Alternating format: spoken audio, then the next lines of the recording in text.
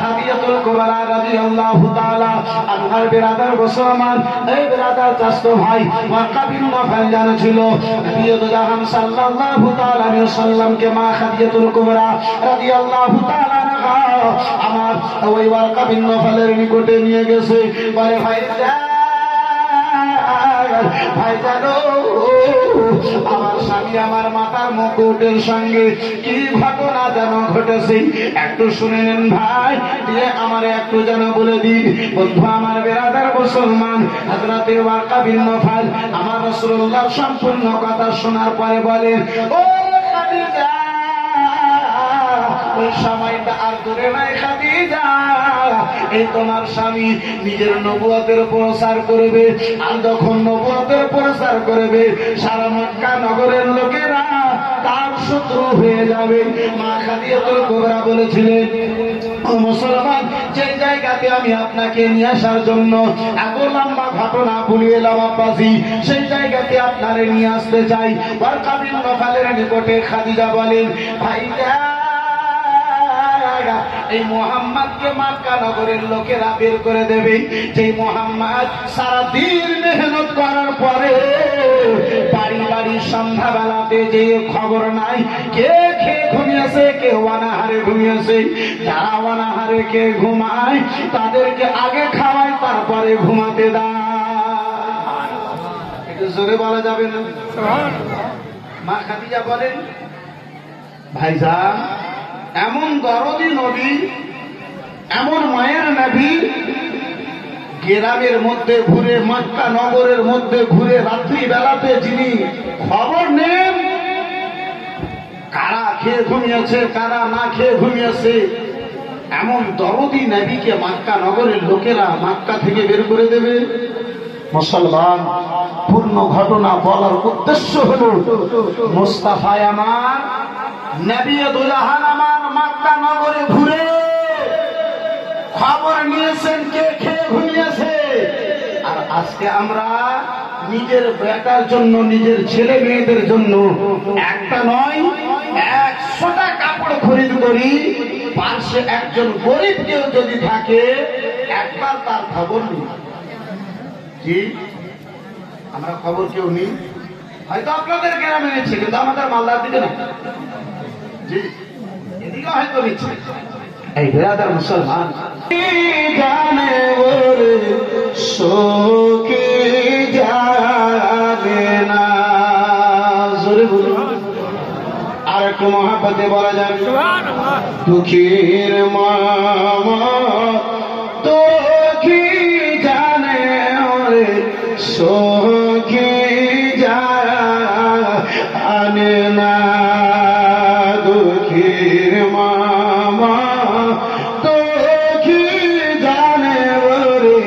সোখে যাকে পেটে পাথর বেঁধে রাখে রে চিল্লে বলুন সুবহানাল্লাহ ইনের নবী নিজের দুঃখে পেটে পাথর বেঁধে রাখে রে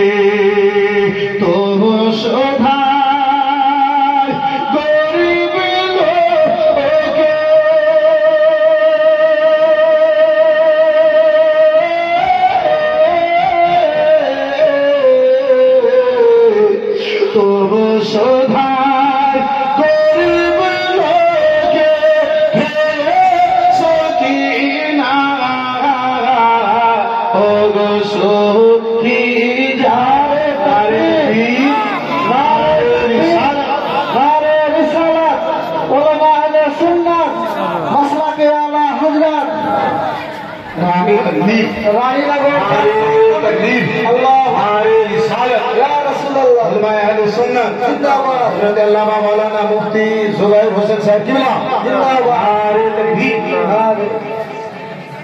मुनासिर अहले सुन्नत कातिल शिद्द बिदअत जद्दी साहब किबला अल्हम्दुलिल्लाह जिनार खिदमते বহু এমন জায়গা আছে হয়তো স্বামী ইন্তেকাল করেছে, যে স্বামীর মহাব্বতে স্বামীকে ভালোবেসে 5,000 টাকা বলেছে, মনে হয় আর কারো স্বামী মরে। মাশাআল্লাহ, আলহামদুলিল্লাহ। যাই হোক বন্ধু আমার বেরাদার, এই মুআজ্জাজ সামীরা, এই বাপজি আমার, নবী জাহান সাল্লাল্লাহু তাআলা আলাইহি ওয়াসাল্লাম আমার মসজিদে নববীর মিম্বরে দাঁড়িয়ে ইসলামের জন্য সকল সাহাবায়ে কেরামদেরকে বলেছিলেন, আমার প্রিয় সাহাবায়ে কেরামগণেরা, যাও তোমরা নিজের নিজের বাড়িতে যাও, যাকে যেমন সমর্থ হয় নিজের সামর্থ্য মোতাবেক আমার নিকটে ইসলামের জন্য কিছু দাওলাতকে হাজির করো। সকল সাহাবায়ে কেরাম নিজের নিজের বাড়িতে গিয়েছিলেন। আব্বাসার আমার বিরাদার মুসলমান সাবান নিয়ে এলেন, যে সাহাবীর বাড়িতে যতটুকু সমর্থ হলো এই বিরাদার মুসলমান নিয়ে হাজির হলেন। মুস্তাফা আমার একের পরে এক সকল সাহাবী যখন নিয়ে হাজির হলেন, মুস্তাফা আমার একের পরে এক সাহাবায়ে কেরামকে জিজ্ঞাসা করেন, এই বিরাদার মুসলমান, এ আমার প্রিয় সাহাবায়ে কেরামগণেরা, বলো আজকে বাড়িতে কতটুকু রেখে এসেছো, আমার ইসলামের জন্য কতটুকু আমার দরবারে হাজির করেছো? নবী আমার জিজ্ঞাসা করেন, ওসমান বলো বলো বাড়িতে কতটুকু রেখে এসেছো? প্রত্যেক দিন নবী মুস্তাফা আমার জিজ্ঞাসা করতেন, এগো আমার সাহাবী বলো কতটুকু নিয়ে এসেছো? আজকে মুস্তাফা প্রশ্নকে পাল্টে দিয়েছেন, আজকে মুস্তাফা প্রশ্নকে ঘুরিয়ে দিয়েছেন। নবী আমার প্রশ্ন করছেন, বাড়িতে কতটুকু রেখে এসেছো? বিরাদার উসমানে গানি বলেন, ইয়া রাসূলুল্লাহ, বাড়িতে গেলাম, যাহা কিছু ছিল সবচেয়ে এক জায়গাতে জমা করার পরে 3 ভাগে বিভক্ত করলাম। ইয়া রাসূলুল্লাহ, 2 ভাগ নিজের প্রয়োজনের জন্য রেখে এসেছি, 1 ভাগ জিনিসকে আপনার দরবারে হাজির করেছি। নবী আমার জিজ্ঞাসা করে, এ উমর বলো তুমি কতটুকু বাড়িতে রেখে এসেছো? বলে, ইয়া রাসূলুল্লাহ, বাড়িতে গেলাম, যাহা কিছু ছিল সবচেয়ে এক জায়গায় জমা করার পরে 2 ভাগে বিভক্ত করলাম, 2 ভাগ করলাম, 1 ভাগ নিজের প্রয়োজনের জন্য রেখে এসেছি, 2য় ভাগ আপনার জন্য হাজির করেছি, আপনার ইসলামের খিদমতে কুরবান করেছি। নবী আমার বলেন, আবু বকর বলো তুমি কি রেখে এসেছো? হযরতে আবু বকর সিদ্দিক দাঁড়িয়ে গেলেন, 2 হাত খানা বেঁধে নিলেন, বলে, ইয়া রাসূলুল্লাহ আলাইহিস সালাম, আমি বাড়ি গেলাম, ইয়া রাসূলুল্লাহ, মাত্র 1 কিলো চাল পেয়েছিলাম, ওই চালটাকে 1 কিলো চালকে আমি আপনার ইসলামের আপনার দরবারে ইসলামের জন্য নিয়ে এসে হাজির করে দিয়েছি। নবী আমার জিজ্ঞাসা করেন, হে আবু বকর বলো বাড়িতে কি রেখে এসেছো? ছেলে মেয়েদের জন্য কি রেখে এসেছো? আমার আবু বকর সিদ্দিক বলে, ইয়া রাসূলুল্লাহ, বাড়িতে কোনো জিনিস রেখে আসি নাই, তাহলে আল্লাহ এবং আল্লাহর নবীকে রেখে এসেছি। জোরে বলুন আর একটু মহব্বতে। শেষ মুহূর্তে আব্বাসান আমার বিরাদার মুসলমান নুরুল কাদরি ছোট্ট করে দোয়া করে এই বিরাদার মুসলমান বিদায় নেবে। আব্বাজি, আমি আবু বকর সিদ্দিকের মতো আপনার নিকটে আব্বাসান আমার সকল দৌলত মসজিদের জন্য চাই না। তাহলে আব্বাসান আমার এই বিরাদার ইসলাম মুসলমান যারা যারা মাকে ভালোবাসে, সেই মায়ের ভালোবাসাওয়ালা সন্তান একটু নিজের পাখিতে মায়ের মহাব্বতে হাতটা দেবে। 10 টাকা যদি বেরিয়ে যায় 10টা টাকা নিয়ে, 20 টাকা যদি বেরিয়ে যায় 20 টাকা নিয়ে, 10,000 দিয়েছে, 5,000 দিয়েছে, মায়ের মহাব্বতের রাস্তা দিয়ে চাইবো। 10-20 টাকা যদি মায়ের মহাব্বতে আপনার পাকিট থেকে যদি বেরিয়ে যায়, মাত্র 2 মিনিট সময় নেব। আব্বাজি শেষ দোয়াটা আপনার গানটা হাতে নিয়ে দোয়াটা করবো, আমি নিজের জায়গায় নেব। পারবেন মায়ের নামে 2-10টা টাকা দিতে? সুবহানাল্লাহ, মাশাআল্লাহ, আলহামদুলিল্লাহ। যারা 10,000 দিয়েছে মাশাআল্লাহ খুব ভালো, 5,000 দিয়েছে খুব ভালো, মাশাআল্লাহ। এই বিরাদার মুসলমান যারা মাকে ভালোবাসে, সেই মাকে ভালোবাসনে वाला সন্তানদের নিকটে নুরুল কাদরি মায়ের মহব্বতের রাস্তা দিয়ে বলে, এই মুসলমান, মায়ের মহব্বতে যদি 10 টাকা উঠে যায়, সেই 10টা টাকা নিয়ে একটু আপনি আগে বেড়ে যান। মায়ের মহব্বতে যদি 20 টাকা উঠে যায়, ওই 20টা টাকা নিয়ে আপনি একটু আগে বেড়ে যান, যেন মসজিদের দানে সকলের অংশগ্রহণ হয়ে যায়। মাশাআল্লাহ, আলহামদুলিল্লাহ। আমি সকলের নিকটে চাই না, তাহলে যারা মাকে মহব্বত করে তাদেরকে নিকটে চেয়েছি। এই মুসলমান যে সন্তান মায়ের গর্ভে 10 মাস 10 দিন ধরে থেকেছে, সেই সন্তানের নিকটে দেখতে চেয়েছি। আল্লাহু আকবার কাবীরা। যে মা, যে সন্তান মায়ের দুধ খানা 2 বছর ধরে পান করেছে, আলহামদুলিল্লাহ, মাশাআল্লাহ, তাদের নিকটে দেখতে চেয়েছি। আমি সকলের নিকটে দেখতে চাই নাই। যারা মায়ের দুধ খেয়েছে, ইনশাআল্লাহ এই বেলাকার মুসলমান 150টা টাকা 10-20টা টাকা তাদের জন্য বেশি হয়ে যাবে না, ভারী হবে না। কিন্তু যদি আপনার হরলিক্স খেয়ে বড় হয়ে থাকে, আপনার গরুর দুধ থেকে আব্বাজি 10টা টাকা বের হবে না, তার কলজাখানা বের হবে।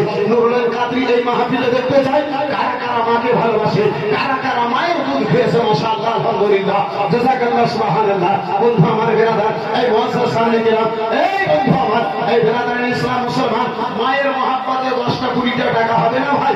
আমি আপনার নিকটে 100 টাকা চাইনি, আমি আপনার নিকটে 500 টাকা চাইনি, আমি আপনার নিকটে 1000 টাকা। মা তুমি কেমন আছো অন্ধকার কবরে, তোমার জন্য কান্দে কতই চোখের পানি ঝরে, তোমার জন্য কান্দে কতই চোখের পানি ঝরে।